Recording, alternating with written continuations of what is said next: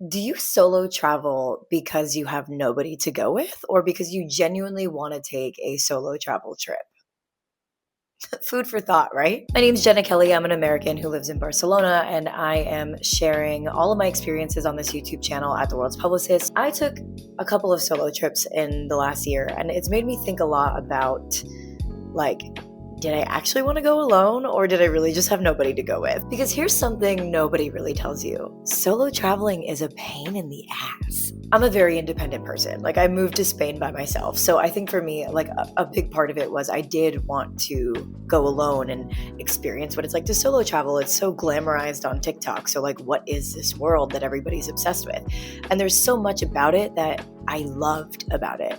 But there was a lot about it too where I was like, oh, if I had somebody, this would be like a little bit more fun. There's pros and cons to it. And in this video, I really want to get into the pros and cons of solo travel versus going with a group. But we'll start on a positive note. The pros of solo travel is you literally make your own itinerary. The way that I do it is I have like a loose idea of what I want, and that way like I don't have to stick to the most rigid plan. And if you know anything about solo travel, which is a pro and a con, things don't always go as expected or as planned. I also love solo travel because you don't really have to deal with people's like mood swings or personalities. Traveling with others can be very difficult. You really get to know someone when you travel with them. Solo travel is also super rewarding. Like you do all of these on your own. You're navigating a new country, or I don't know, maybe if you're in the US, a new state, all by yourself, navigate when things go wrong. If you saw my last video talks about all the things that went wrong on my last solo trip.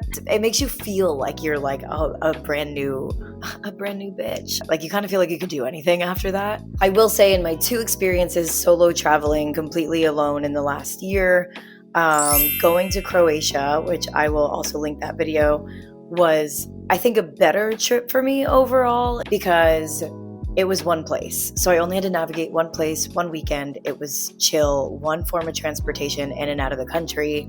That's it.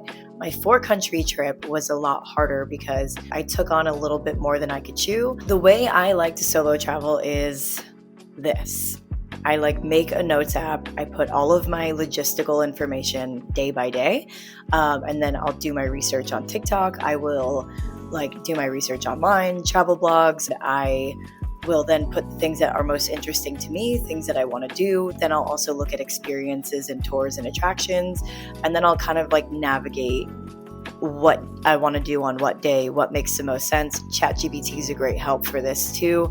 But sometimes ChatGPT does the most touristy things. So you want to do a lot more research on that. I'll then look at restaurants and bars, and I'll put that at the bottom of my list. And the restaurants and bars could be by price tag or by fanciness of what I want, and put ideas of what I want within that day. Okay, cons of solo travel. Sometimes you do solo travel just because you're lonely. Sometimes you're lonely in the city that you live in and you need to get out of a funk. Sometimes you're lonely in the sense of you don't have anybody to go with, so you just don't want to deprive yourself of an experience when you can go. It's easier to do things by yourself.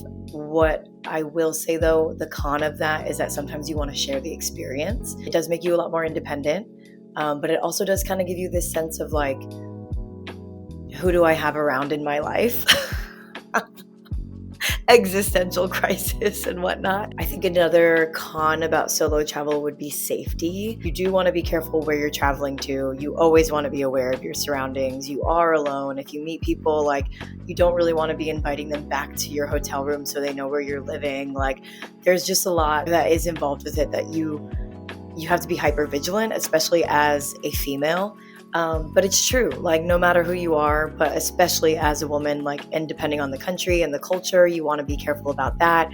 You need to look at what you're wearing in these countries, depending on if it's a religious country or just culturally they cover up. And also you don't have anybody really looking out for you but yourself. So you want to make sure that you're telling your friends where you are, give somebody your itinerary, just kind of let somebody know what you're doing that day, the day of, just so somebody's aware of your whereabouts when you're totally alone in a different country. Of course, some of it's about being off the grid, and that's the beauty of solo travel. You can just do whatever you want. No one knows where you are. You're just navigating the world, and that's cool. But Safety first.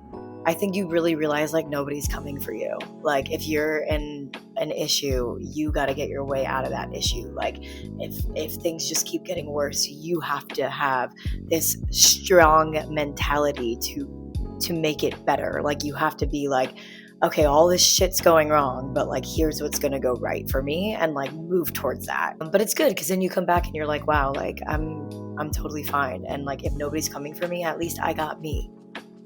At least I got me. It was like a motivational speech all at once, huh? And finally, it could be a financial thing. When you're alone, you pay for things less or more because you don't have to worry about somebody saying, I really want to do this. So you have to cross it off their bucket list, but you don't really want to do it, but you pay for it anyway because they'll do the same thing for you. However, you are by yourself. So like you're always going to be paying for everything by yourself on your own. So like you kind of get savvy with budget traveling, but like budget traveling can also bite you in the ass. I think I 100% would solo travel all over again. You learn your lessons the first couple times you do it. I've learned a lot of lessons when I've done it, and I now know like where my limits are with overwhelm versus underwhelm, and what I would actually want to do. Like for example, I went clubbing by myself.